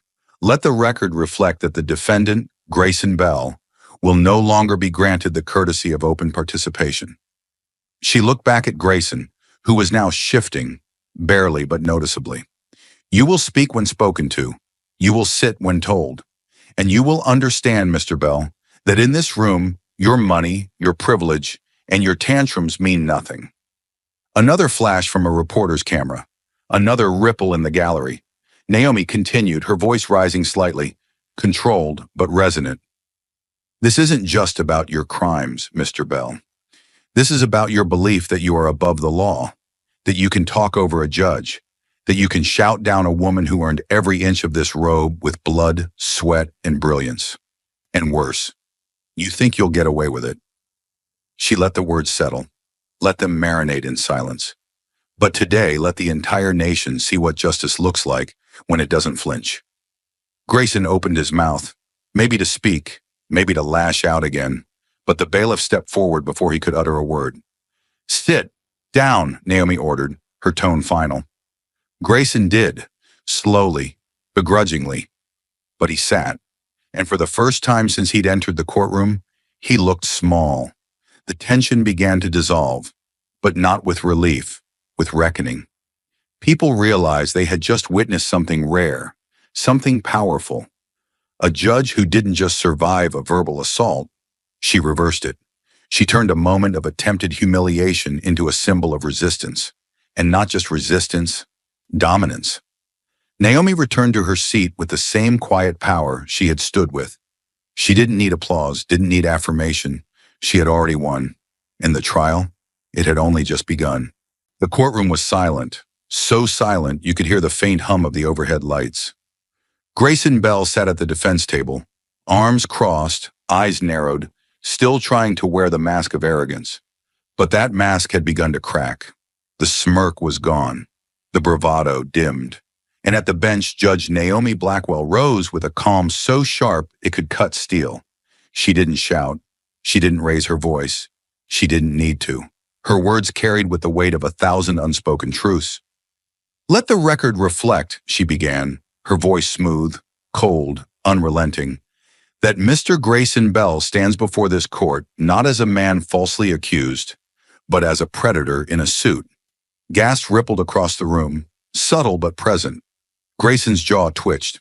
Naomi continued, This is not a case about unfortunate investments or market volatility. This is not about clients who took risks and lost. This is about fraud. This is about manipulation. This is about calculated deception carried out with precision and without remorse.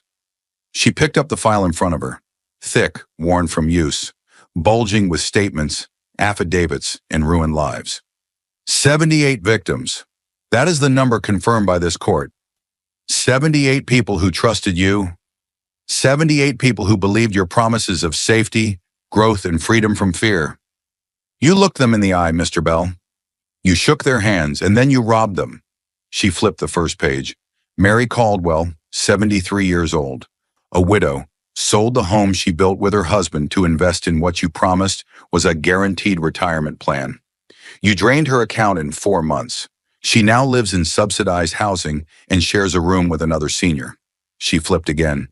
James Ramos, a Gulf War veteran, PTSD. You told him your crypto startup would triple his money and allow him to afford therapy and support animals. He gave you everything, his pension, his savings. You ghosted him 2 weeks later. Another flip. Delilah Huang, single mother, immigrant. She worked 2 jobs, one cleaning offices at night, one delivering food, to save for her daughter's college tuition. You called her your favorite client. 2 months later, her account was empty.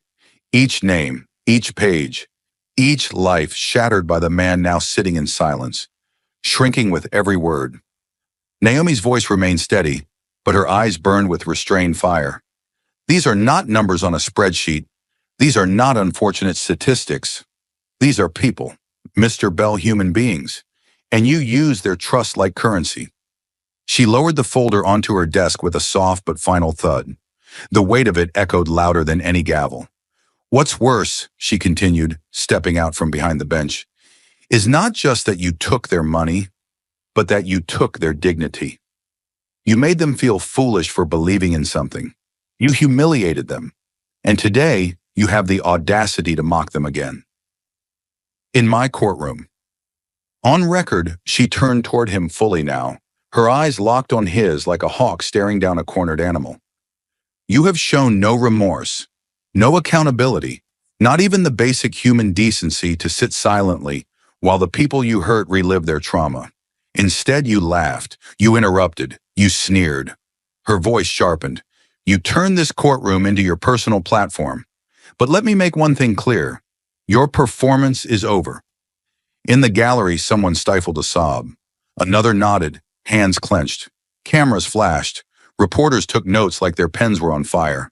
Naomi stepped closer to the bench again, her robe trailing slightly behind her, black like a shadow of justice closing in. For every lie you told, for every life you ruined, for every dollar you stole, you will be held accountable. Not just by this court, not just by the law, but by truth itself. She paused. The silence was deafening. You once told your investors, and I quote, "The only crime is not making money." Well, Mr. Bell, let me offer a correction. The real crime is believing that money erases morality. Grayson looked away. He didn't smirk. He didn't blink. He just stared at the floor. Judge Naomi Blackwell straightened, returning to her seat slowly, like a queen reclaiming her throne. You may have built your empire on illusion, but justice, she said, placing her hand on the file once more, is built on facts. And facts, Mr. Bell, do not disappear when the lights go out. The room erupted, not in chaos, but in silence so total, it felt sacred. The silence in the courtroom was unlike anything that had come before it. No more outbursts, no more mockery, no more arrogant interruptions, just a charged stillness, as if the air itself had been pulled taut like a bowstring. Waiting, straining, ready to snap. Judge Naomi Blackwell sat poised behind the bench, her back straight, her eyes unwavering. Before her was the man who had done everything in his power to belittle her, to discredit this court, to mock the very concept of justice. Grayson Bell. He had ridiculed victims, weaponized his wealth, and hurled venom at a judge he deemed unworthy. But Naomi had not broken. She had endured. And now it was her turn to speak, not as a victim of his contempt, but as the voice of justice itself. She stood slowly, the weight of the robe flowing around her like the final curtain before a reckoning. This courtroom, she began, her voice clear and sharp, cutting through the silence like a blade, is not a stage for the arrogant. It is not a podium for power-hungry men to flex their egos. It is not a place where entitlement overrides empathy. Grayson stared back, trying to hold on to some shred of defiance, but it was gone, stripped away, piece by piece, shattered by the truth she had laid bare in the hour before. Naomi's eyes swept across the room, lingering on the faces of those who had sat through the torment, the victims. Some clutched tissues, some held hands, others sat rigid with fists clenched in their laps, trying not to shake. This courtroom, she continued, her tone rising with righteous fire, is not where men come to flaunt their influence. It is where the truth speaks louder than money, where the law rises higher than greed, where justice, not arrogance, gets the final word. She turned back to Grayson. And you, Mr. Bell, will not walk out of here believing your name, your money, or your power has insulated you from the consequences of your actions. A low, choked breath came from the front row. A woman buried her face in her hands.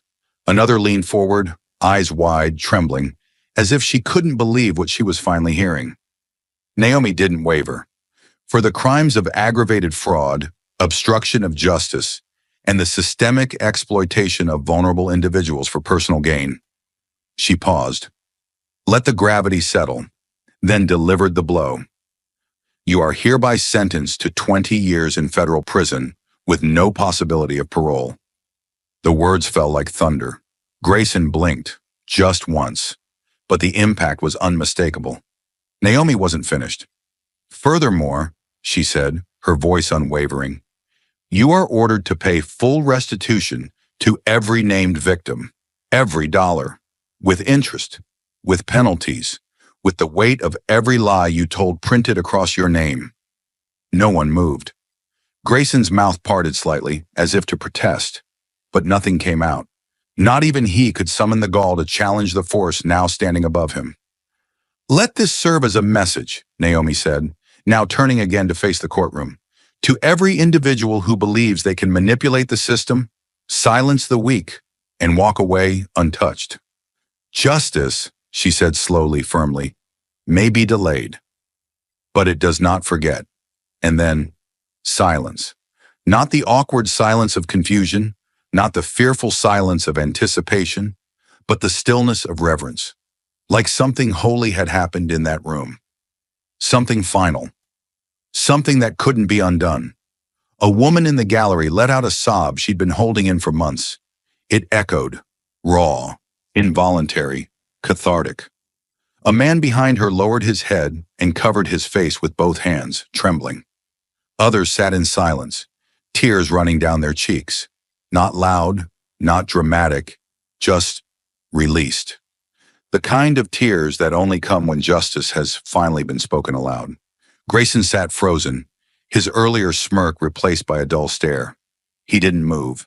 He didn't blink. Because somewhere deep inside, he knew. This was real. This was permanent. He couldn't talk his way out of it. Couldn't buy an appeal in the lobby. Couldn't shake hands or throw money at the consequences. He had lost. And the one who defeated him hadn't raised her voice, hadn't slammed her gavel, hadn't matched his rage with rage. She had simply stood in her truth and let it speak louder than his arrogance ever could.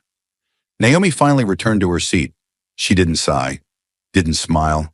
Her face remained composed, but behind her eyes the storm had passed. For the first time that day, the courtroom began to exhale. The fight for justice is just beginning. More shocking twists are ahead. Don't miss a moment. Like, subscribe, and turn on notifications to stay with us. Thank you for standing for truth and justice. Where are you watching from? Let us know. The verdict had barely landed before the world exploded. The trial had been broadcast live, but what happened in that courtroom, Judge Naomi Blackwell's powerful sentencing of Grayson Bell, ignited far beyond those four walls. Within hours, video clips flooded every corner of the internet. The moment she stood tall, declared that her courtroom was not a place for arrogant men to showcase their power, and sentenced Grayson to 20 years with no parole, it all went viral like wildfire lit with gasoline. On Twitter, hashtags erupted, Justice Served, Judge Blackwell, Grayson Bell down. Millions watched that final moment again and again, her voice clear, cold, commanding. A beacon of authority in a system often accused of being lenient to the rich and powerful. And for many, it was a long-awaited reckoning. A woman, a black woman, standing tall against unchecked entitlement and delivering justice with unwavering grace. But not everyone celebrated. As with every storm of truth, Backlash followed fast and loud. Cable news channels looped the clip endlessly, inviting panel after panel to dissect her tone, her phrasing, even the way she looked at Grayson during sentencing. One anchor scoffed, "Was it about justice, or was it personal?" Another conservative commentator leaned in on live television and declared, "She let her feelings get in the way." That was vengeance, not law. Memes emerged mocking her composure. Edited videos twisted her calm into cruelty. Pundits debated whether 20 years was too harsh for a man with no violent record. Few mentioned the 78 victims, the elderly who had lost their homes, the veterans who had lost everything. And Naomi? She watched it unfold, stone-faced, silent, alone. At first it was just noise, but then it turned violent. It started with her car, parked outside the courthouse. Windows smashed, windshield shattered with a rock, and a note taped to the hood. "We know where you live." Then came the emails. Hundreds. Some anonymous. Some disturbingly detailed. One read, "You'll pay for what you did to him. You think a robe makes you God?" Others were more insidious. "You embarrassed the system. You humiliated a man on national TV. This is why women shouldn't be judges. Affirmative action brought you up. Ego will bring you down." Naomi reported them. She forwarded the worst to security, but she didn't speak publicly. She didn't hold a press conference. She didn't cry, but she wasn't unaffected. Inside her home, blinds were drawn. Her phone rang less. Her mailbox overflowed with hate. Colleagues offered vague support, but steered clear when reporters were nearby. The courthouse, once a place she commanded with quiet strength, now felt colder. Every footstep behind her sounded louder. Every whisper in the hallway made her heart beat faster. And then came the op-ed. A former judge, white, retired, respected, wrote in the state's largest paper, "While Judge Blackwell's courtroom demeanor appeared controlled, one must question whether her sentence was rooted in the law or personal vindication." It hit like a slap. She had been measured. She had been professional. She had followed every statute to the letter. And still, somehow, the system made her the villain. Because she wasn't just being judged for her ruling, she was being judged for existing in power. She didn't scream. She didn't falter. But inside, a storm brewed. Nights grew longer, sleep thinner. Her body moved through the motions of her job, but her soul felt bruised. The attacks weren't just against her authority. They were against her right to wield it. But it wasn't the threats that cut deepest. It was the implication behind them, that no matter how lawfully she ruled, no matter how professionally she carried herself, she would never be enough for those who believed power should only belong to a certain type of person. Men like Grayson Bell could scam families, humiliate victims, shout at a judge, and still be called misunderstood. Naomi could uphold the law and be labeled too emotional. That was the injustice she now carried with her. Not the weight of guilt, but of clarity. The clarity that even when justice wins, prejudice fights back. Days after sentencing Grayson Bell to 20 years in federal prison, the weight of public scrutiny pressed against her like a rising tide. Her name had been praised, mocked, dissected, and dragged across headlines with equal intensity. She was labeled everything from a fearless voice of justice to an overreaching radical. Praise came in waves, but the criticism, it drilled into her like a relentless whisper she couldn't shut out. Did I go too far? The question haunted her, gnawed at her resolve when the world went quiet.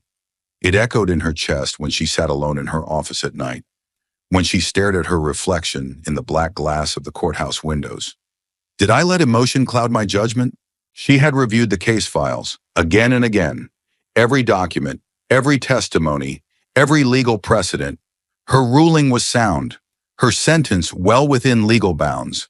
But still, the voices outside, and worse, the voices inside, wouldn't let her rest.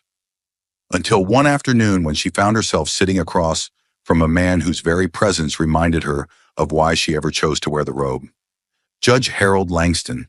He had once been a legend in her eyes, a towering figure of conviction, a black judge in an era that barely tolerated his existence. Naomi had studied under him during law school, drawn to his fearless rulings and defiance against political pressure.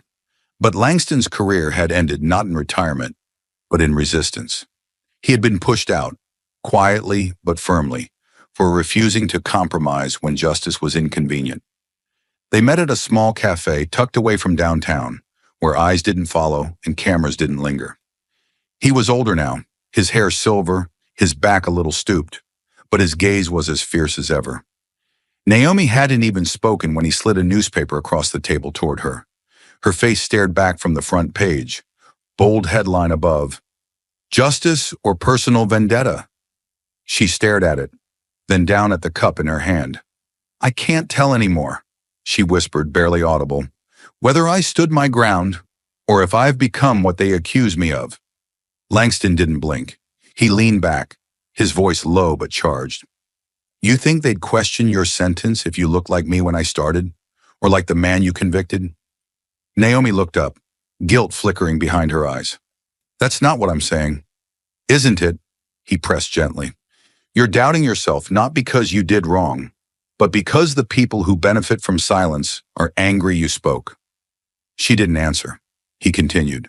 "You delivered justice, without theatrics, without ego, but with certainty, and that scares them, Naomi, because they expect you to be grateful for being allowed in the room, not to take control of it." A lump rose in her throat, but she swallowed it down.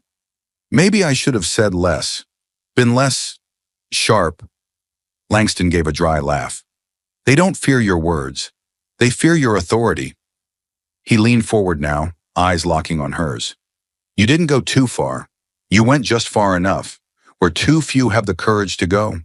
You did what thousands only dream of. You told the truth without apology." Naomi exhaled slowly, but it didn't feel like relief. It felt like release, like a knot loosening in her chest. "But it never ends, does it?" she asked. "The backlash, the second guessing." Langston's expression softened. It doesn't. Because when you choose to hold power with integrity, you're choosing a path where comfort is rare, but meaning is rich. They'll always try to make you feel like you don't belong. He pointed toward the window, where people bustled past in blurred motion. "But you do. More than most." Silence fell again between them, but this time it wasn't heavy. It was sacred, shared. Naomi looked at the man who once stood where she now stood, and had the scars to prove it. "They broke you," she said quietly. "They took your bench." Langston smiled, not bitterly, but proudly. "No, Naomi, they feared me. And when fear couldn't stop me, they tried to silence me. But they never took my integrity, and they'll never take yours, unless you hand it to them." Naomi looked down again at the newspaper, at the words meant to wound her. Then she folded it, neatly, carefully, and pushed it aside. Outside the cafe window, a storm gathered in the distance. But for the first time in days, she felt still, whole. She didn't need the world's applause. She just needed to remember who she was, a judge, a woman of color, a guardian of justice. The courthouse hallway was quiet, eerily so, the kind of silence that comes after a storm, not because the world is calm, but because it's holding its breath. Judge Naomi Blackwell stepped out of her chambers slowly, the weight of the past week still pressing into her shoulders like lead. The verdict had been delivered. The backlash had begun. And though she stood tall before the world inside, she carried bruises the public couldn't see. But today felt different. She barely turned the corner before a voice called softly behind her. "Judge Blackwell?" She stopped. A woman in her late 70s stood at the edge of the corridor, wearing a modest blue coat and holding something wrapped in tissue paper. Her hands trembled slightly, not from weakness, but emotion barely held back. Naomi recognized her, Agnes Barlow, one of the many victims Grayson Bell had defrauded, a retired librarian. She had testified on the second day of the trial, voice barely louder than a whisper, clutching a handkerchief as she described losing her savings and her hope. Naomi stepped toward her. Agnes smiled, watery-eyed. "I've been trying to find the right word," she said, "but nothing felt strong enough. So, I brought this." She unwrapped the tissue paper carefully, hands steadying for just a moment as she revealed a black and white photograph. Time stopped, It was an old image, slightly faded around the edges, but sharp enough to be unmistakable. A janitor, head bowed, mop in hand, floor shimmering behind him. Her father. Naomi's breath hitched in her throat. The photo had been taken inside the very courthouse they now stood in, decades ago. The angle showed only part of the hallway, but Naomi recognized it instantly. The old wood paneling, the brass railing. He was mid-step, mid-swipe, a quiet man doing invisible work. And yet in this photo, he looked like the foundation of the entire building. Agnes continued, voice gentle. Your father used to clean my office when I worked in the law library. He always carried himself with dignity, always spoke kindly. He told me once, my daughter will do more than clean these halls. She'll make them mean something again. Naomi's knees nearly gave way. She reached out, took the photo with trembling hands, and stared down at it as her vision blurred. The gavel had never shaken her. The threats hadn't broken her. But this undid her, because in that moment, the years collapsed. The years of watching her father scrub away the footsteps of men who wouldn't meet his eye. The years of whispers telling her she didn't belong. The years of sitting in rooms where no one looked like her and still daring to speak with fire in her voice. Agnes laid a hand on her arm. You gave us more than justice, Judge Blackwell. You gave us back our dignity. And for people like me, people who thought we were invisible, you reminded us we mattered. Behind them, others had gathered quietly. Victims, observers, people who had been in the courtroom and people who had simply watched from afar. No cameras, no press. Just human beings, bound together by a moment they couldn't forget. One by one, they stepped forward. A man in his 40s clutching his daughter's hand. He emptied our bank account. We thought we'd never recover, but you stood up for us. You didn't blink. You didn't fold. A young woman in a faded jacket. You said what no one else would say out loud, that people like him think they can take everything and never answer for it. An elderly couple, silent, hands locked together, offered nothing but a tearful nod. Naomi couldn't speak. Her throat was closed, sealed by a tide of emotion rising faster than she could contain. She clutched the photo to her chest, pressing it close, not just for memory but for grounding. Her father's silent strength lived in that picture, and it lived in her. Thank you, she finally whispered, voice cracking. But Agnes shook her head slowly. No, child. Thank you. Justice isn't always comfortable, but it's always necessary, and you reminded us what it's supposed to look like. The hallway felt quiet again, not in grief, but in awe, the kind of silence reserved for churches or graves or moments so profound that words feel like insults. Naomi wiped a tear from her cheek, took a deep breath, and stood a little taller. Because now she knew. She hadn't just ruled from the bench. She had healed from it. She hadn't just delivered a sentence.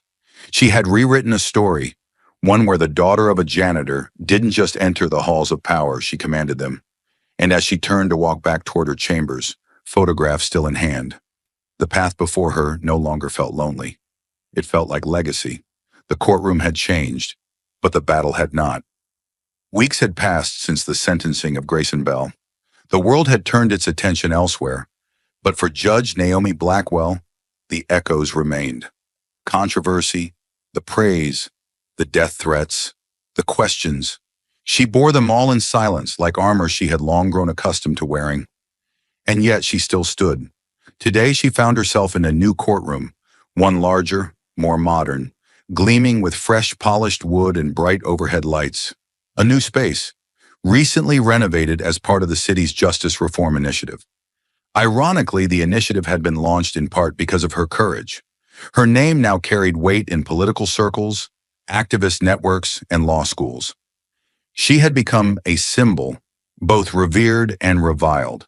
But Naomi didn't want to be a symbol. She wanted to be a judge. And so she stood again at the front of a room filled with strangers, skeptics, and survivors. The gallery was packed. Reporters lined the back wall, notebooks poised. Lawyers, interns, and law students filled the pews. Court staff sat upright, eyes locked forward. Every camera was rolling, every microphone live. But the only thing that mattered was what came next. Naomi adjusted her robe, stepped forward from the bench and looked out, not down, at the crowd before her. Her voice didn't rise in anger, nor did it tremble with fear. Naomi adjusted her robe, stepped forward from the bench, and looked out, not down, at the crowd before her. Her voice didn't rise in anger, nor did it tremble with fear. It carried like thunder held in control. "Today we are not here to relive a past trial," she began, her tone steady, her gaze unflinching. "We are here to reflect on what that trial revealed, about our justice system, about our society, and about ourselves." There wasn't a sound in the room, no coughs, no shifting chairs, just breathless silence. "In that courtroom weeks ago, I sentenced a man not only for his crimes, but for the contempt he showed to his victims, to the court, and to the very idea of accountability.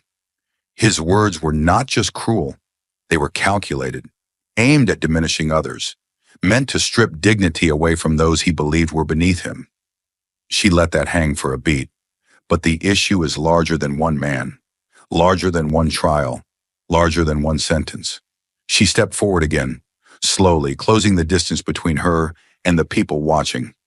Every day across this country, respect is treated as a transaction, something to be earned based on title, wealth, or appearance, something only granted to those who meet a certain standard of status, or skin color, or background. A murmur rippled, but no one dared speak. Naomi's voice sharpened, not louder, just more pointed. "I was told I was too emotional, too young, too black, too female, too bold. I was accused of letting feelings cloud judgment, but what they really meant was this. They didn't want someone like me to hold the gavel, to speak without apology, to hold power without permission." She drew a slow breath, eyes scanning the gallery. "But I do not ask permission. I enforce the law." Another breath. Then finally, her voice dropped into a tone so powerful it vibrated through the floorboards. "And let me be clear, respect is not a privilege reserved for the powerful. It is not a favor you hand out when convenient. It is not a prize for the elite." She raised her chin. "Respect is a survival principle, a foundation, a requirement for a society to function without breaking into pieces." Cameras clicked in bursts. Someone in the front row swallowed hard. Naomi continued, each word deliberate. "When we allow people to mock the weak without consequence, we teach the next generation that cruelty is clever.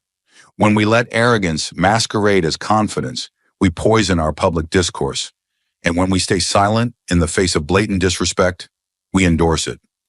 She turned toward the defense table, not for effect, but to ground her message where it mattered most. "Every courtroom is a reflection of the society it serves. And in mine, respect will not be optional. Not because I demand it for myself, but because every victim, every defendant, every soul who enters these walls deserves to be seen, heard, protected." A pause, then softly, but with a fire that could scorch stone. "This courtroom is not a stage for power. It is a sanctuary for truth." Somewhere in the back, a woman began to cry. Quietly, a man bowed his head. A law student clutched his notepad with white-knuckled fingers. Naomi looked to the back of the room, where an old black-and-white photograph had been hung just that morning. It showed a janitor, her father, mopping the floor of this very courthouse decades ago.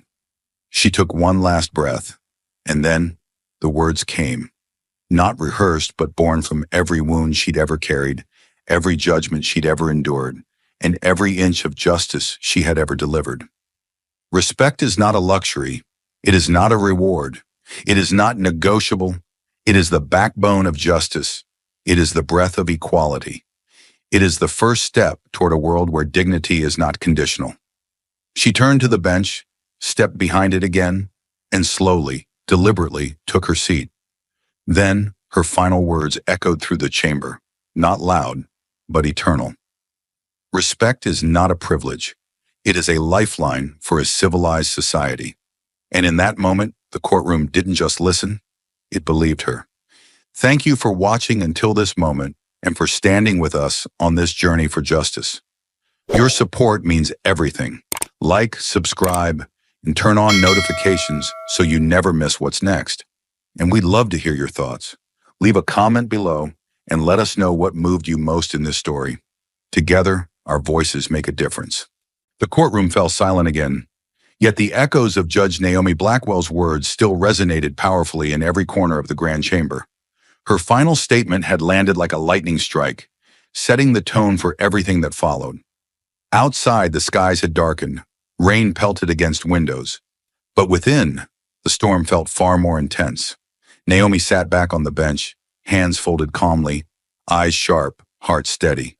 Despite the chaos outside, despite threats lurking in the shadows, despite hateful voices questioning her every move, inside this courtroom, she had established something essential, something unwavering.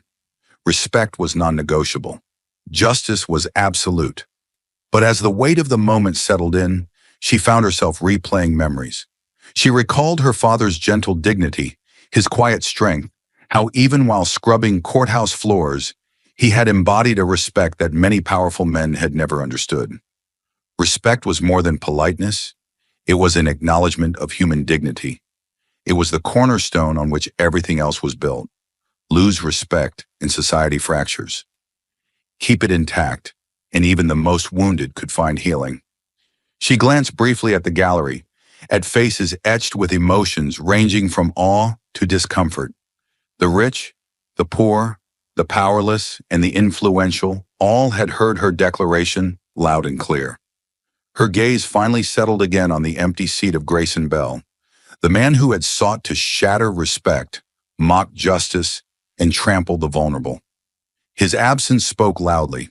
It told a story of arrogance punished, of a belief that wealth and status could shield him from consequences, a belief proven disastrously wrong. No one was above the law. Naomi's courtroom had proven this not just to Bell, but to a watching world. The powerful had watched, horrified, as a judge stood firm against wealth and privilege, refusing to back down from the truth. And now in the aftermath, the world continued watching.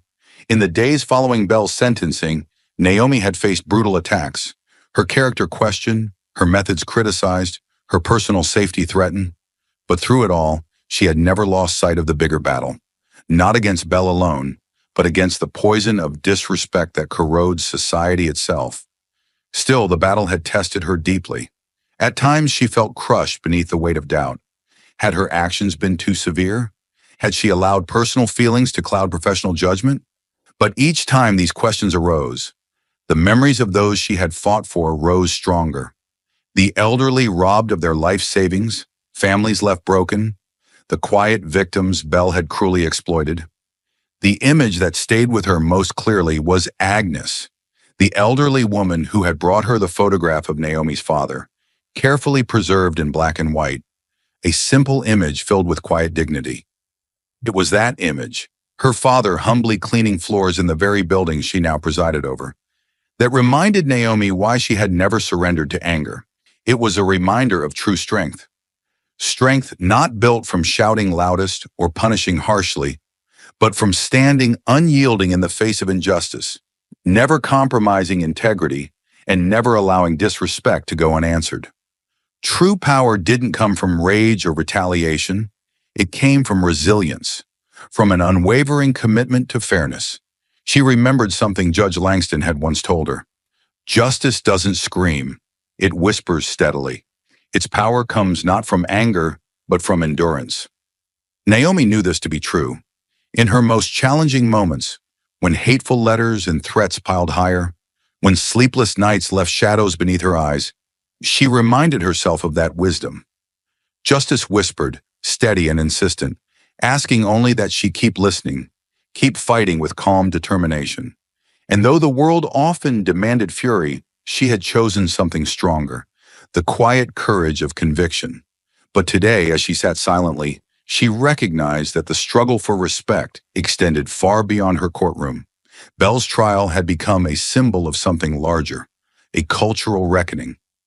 Outside, debates raged online, dividing the nation into two camps.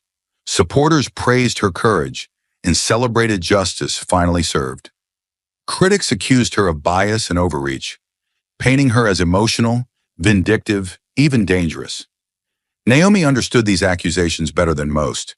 She had spent a lifetime navigating them, knowing well how easily strength in a woman, particularly a woman of color, could be twisted into something threatening.